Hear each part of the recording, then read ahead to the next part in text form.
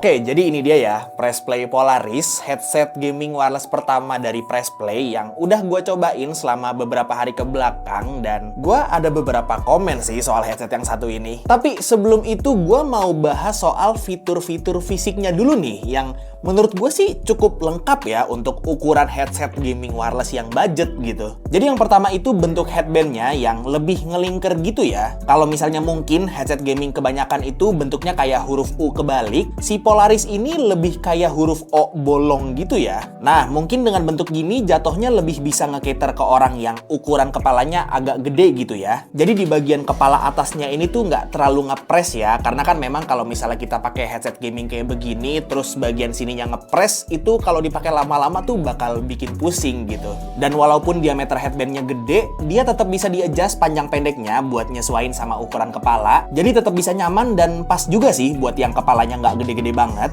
Cuman emang ini buat adjust panjang pendeknya ini tuh agak seret ya. Jadi butuh sedikit effort untuk ngatur si panjang pendeknya. Tapi bagusnya jadi nggak gampang keubah-ubah sendiri sih kalau kita gerak-gerak.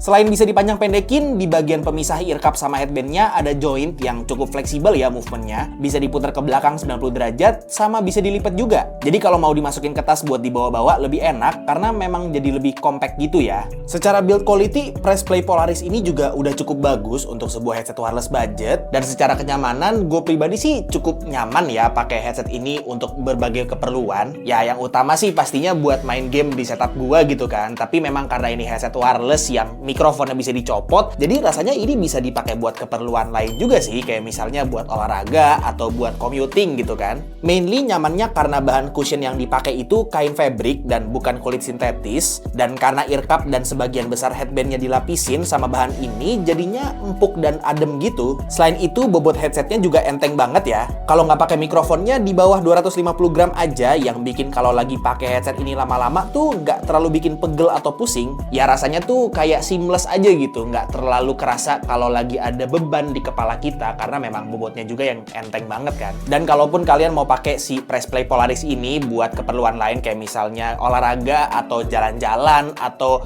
mau commuting berangkat pulang kerja gitu, harusnya ya nggak malu sih, karena secara desain juga si Pressplay Polaris ini udah cakep minimalis gitu ya, dan nggak kelihatan kayak headset gaming yang ngejreng alay gitu.